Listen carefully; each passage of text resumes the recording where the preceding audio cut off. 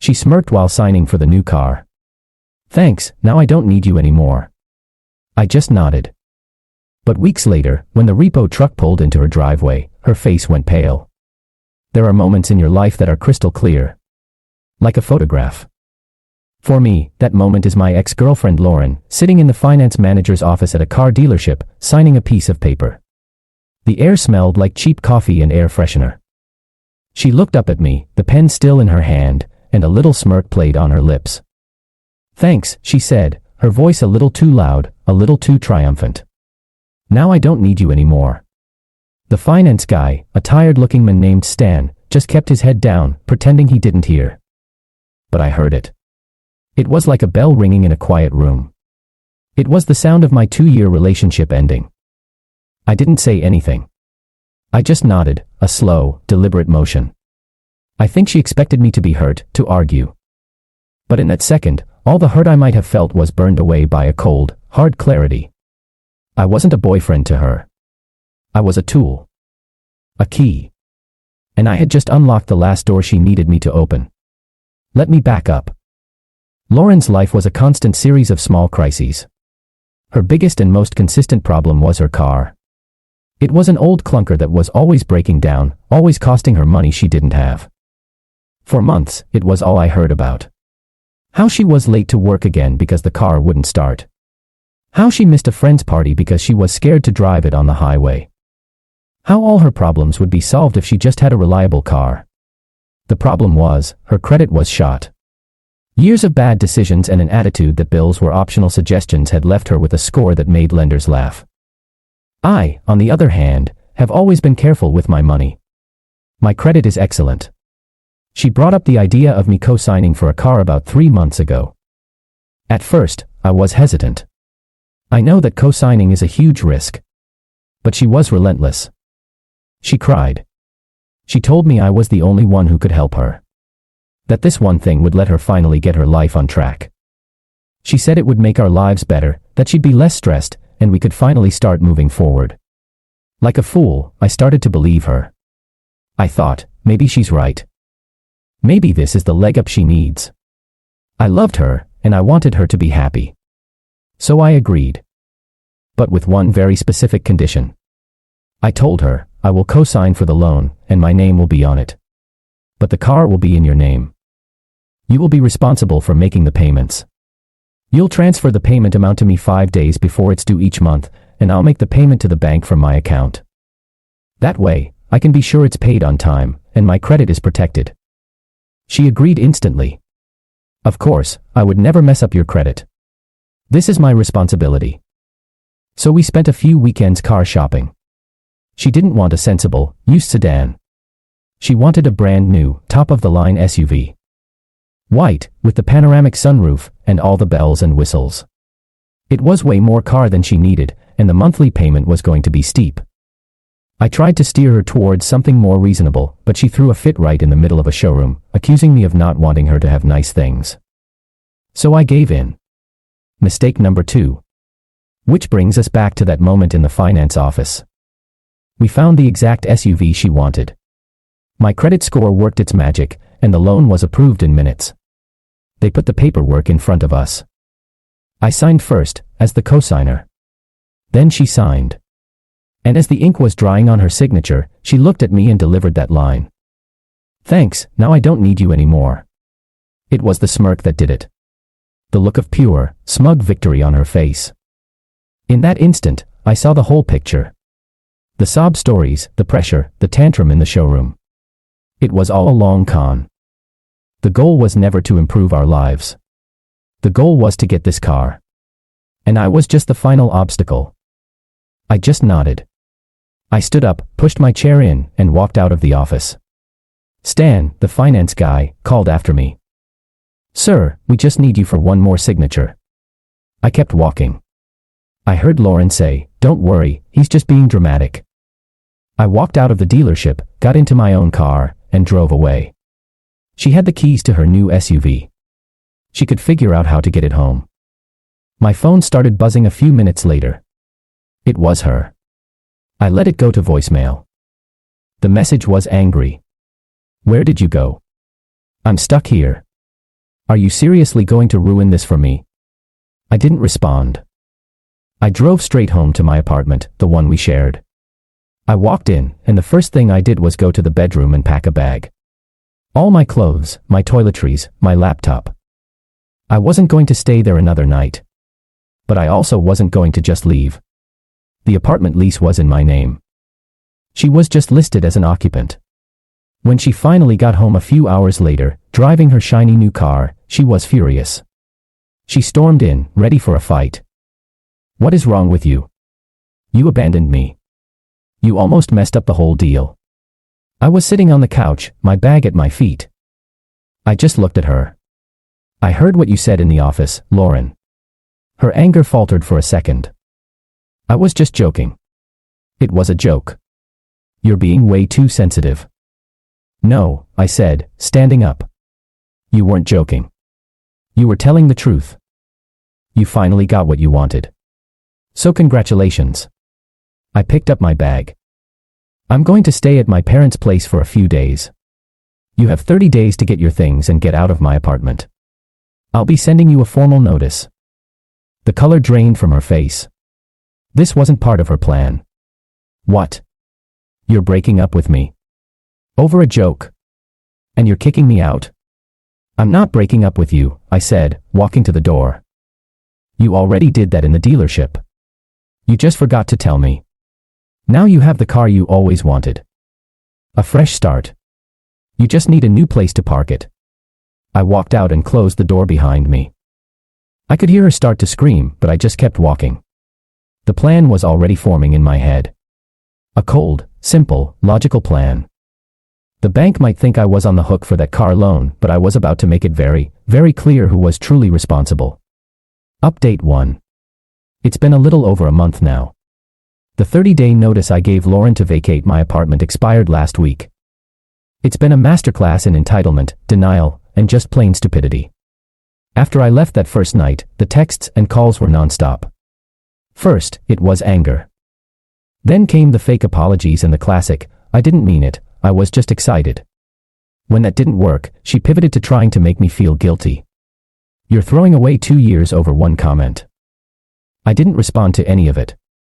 I blocked her number. Of course, that just meant the messages started coming from her friends and family. Her mom called me and told me I was being cruel and heartless. Lauren loves that apartment, she said, and she needs a stable place to live now that she has that big car payment. The irony was completely lost on her. I just politely told her that the lease was in my name and the decision was final. As I expected, Lauren ignored the 30-day notice. She really thought I wouldn't go through with it. On day 31, I had my lawyer, who I hired the day after the dealership incident, file for a formal eviction. The legal process is slow, but it's final. But the real drama, the part I've been patiently waiting for, has been with the car. Lauren has been living her best life, at least on social media. Her feed is nothing but pictures of the new SUV. The SUV at the beach, the SUV in front of expensive restaurants, her and her friends on a road trip in the SUV. She even gave it a name, Pearl. She was trying so hard to project this image of a successful, independent woman who had it all. The car wasn't just a car, it was her whole identity. What she didn't know was that a storm was brewing. The first payment for the car was due on the 15th of last month. As per our original, now broken agreement, she was supposed to transfer the money to me 5 days before that. Of course, the 10th came and went, and no money appeared in my account. I wasn't surprised. On the 15th, I got an automated notification from the bank. Your auto loan payment of $580 is due today. I read it, and then I deleted it. I did not make the payment. A few days later, the calls started. First to my phone. It was the bank's collections department. I answered. The guy on the phone was polite but firm. Mr. Thompson, we're calling about your auto loan which is now past due. I was just as polite. I understand, I said calmly. I am the co-signer on that loan. The primary user of the vehicle is my ex-girlfriend, Lauren Peterson. The car is in her possession. The verbal agreement was that she would be making all payments. She has not done so. You'll need to contact her for the payment. There was a pause. Sir, as the co-signer, you are equally responsible for the debt. I am fully aware of my legal obligation, I said. I am also aware that your primary course of action should be to collect from the person who has the asset. I have provided you with her name. All her contact information is on the loan application. I will not be making this payment. I knew this would hurt my credit. I had already run the numbers. It would be a temporary hit, maybe 50 or 60 points. It sucks. But it's a price I was willing to pay to get out of a 5-year $35,000 loan for a woman who despised me. My credit is strong enough to absorb the hit and recover. Hers is not. A few days later, I got a furious text from a number I didn't recognize. It was Lauren. Why is the bank calling me non-stop? They say the car payment is late. You were supposed to pay it. You're going to ruin my credit. I just replied with a screenshot of her comment on a recent photo of her car. Someone had asked, "How do you afford such a nice ride?" And she had replied, "Hard work and being my own boss, babe." Under the screenshot, I just wrote one sentence. Hard work includes paying your bills. This is your responsibility now. Don't contact me again. I blocked the new number. Now the loan is over 30 days past due. The late fees are piling up. The bank is calling her constantly. I know this because her mother called me again, this time screaming, "You are a monster. You are doing this just to hurt her." Her credit is being destroyed. She has a very simple solution, I told her calmly. She can pay the bill or she can return the car to the dealership. But she wants to keep the car and have me pay for it. And that's not going to happen. She told me she didn't need me anymore. That means she doesn't need my money or my credit score either. She's trapped. She can't afford the payment. She won't give up the car. And every day that passes, the consequences get worse. The bank has already sent the first official warning letter. The next one will mention repossession. I'm just waiting. Final update, it's been 3 months. I am officially a free man. The saga with Lauren and her precious SUV has finally come to a spectacular and very public end. After my last update, things escalated quickly. The loan became 60 days past due. The bank was no longer making polite phone calls. They were sending certified letters to her and to me. The letters clearly stated that if the full past due amount was not paid immediately, they would initiate repossession of the vehicle. I, of course, continued to do nothing. I forwarded my copy of the letter to my lawyer just to keep him in the loop. Lauren, on the other hand, was apparently having a complete meltdown. The eviction from my apartment was finalized. She had to move back in with her parents. Her mom had to co-sign for a storage unit for all the furniture she had bought to fill my place. The independent boss babe lifestyle she was projecting on social media was a complete fantasy. In reality, she was broke, living with her mommy and daddy, and about to lose the one thing she thought was her ticket to a better life. She tried a few more desperate moves. She had a lawyer, probably some guy her dad paid for, send a letter to my lawyer demanding that I either start making the car payments or give her $10,000 for damages and to take over the loan herself. My lawyer's response was a single page. It included a copy of the loan agreement showing her as the primary borrower and a polite suggestion that her client's time would be better spent selling the vehicle to pay off the loan before it was repossessed. Then came the day I had been waiting for. I knew she was now living at her parents' suburban house. Last Saturday, my buddy Dave, who lives a few towns over, texted me. "Dude, you are not going to believe this. I'm at a barbecue at my buddy's house, and it's right across the street from Lauren's parents' place. And a tow truck just pulled up." He sent me a picture. It wasn't a normal tow truck. It was a flatbed from a vehicle recovery company. A repo truck. Dave started giving me a play-by-play via text. The repo man walked up to the house and knocked on the door. Lauren's dad answered. There was a heated conversation on the front porch. A few minutes later, Lauren came out. Dave's text. She is losing her mind, yelling at the guy. Then, her mom is out there now, too, crying. The repo man was a pro. He wasn't arguing. He just stood there with his clipboard, occasionally pointing at the white SUV parked in their driveway. Finally, the best part. Dave's text. OMG. She just looked down the street, and she saw us watching from the backyard. Her face. Dude. She knows people are seeing this. The public's humiliation was the final nail in the coffin. She couldn't spin this. She couldn't lie her way out of it. There, in the bright Saturday afternoon sun, in front of her neighbors and a backyard full of strangers, her prized possession, her symbol of independence, was being hooked up to be taken away. Her face, Dave said, went from red with anger to completely white with shock and shame. The repo man loaded the SUV onto the flatbed, secured it, and drove away. Just like that, Pearl was gone. The phone call came about an hour later. It was Lauren, from a blocked number. She wasn't yelling this time. She was sobbing, a broken, defeated sound. They took it. She wept. They took my car. I didn't say anything for a long moment. Then I said, I know. You did this, she accused, her voice thick with tears. You could have stopped it. You ruined my life. No, Lauren, I said, and my voice was completely calm. I didn't do this. You did. You did this in the finance manager's office when you looked me in the eye and told me you didn't need me anymore. I just decided to believe you. You wanted to be independent. This is what independence looks like. It means paying for your own things.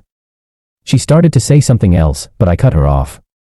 You're right about one thing, though. You don't need me anymore. And now, I don't have a $35,000 loan connecting me to you. So I don't need you either. We're finally done. I hung up the phone and blocked the number. The fallout has been immense for her. She's now on the hook for the difference between what the car sells for at auction and the remaining loan balance, which will be thousands of dollars. Her credit is so completely destroyed, it will take her the better part of a decade to fix it, if she ever does. She has no car, a mountain of debt, and she's living in her childhood bedroom. My credit took the hit I expected, but it's already starting to recover. It was a calculated cost. A few $100s in consulting fees with my lawyer and a temporary dip on my credit report was the price I paid to surgically remove a financial and emotional cancer from my life. It's the best deal I ever made. She thought the car was her finish line. She didn't realize it was tied to a starting gun that would blow up in her face. She got her independence, and it left her with absolutely nothing. And I'm finally free.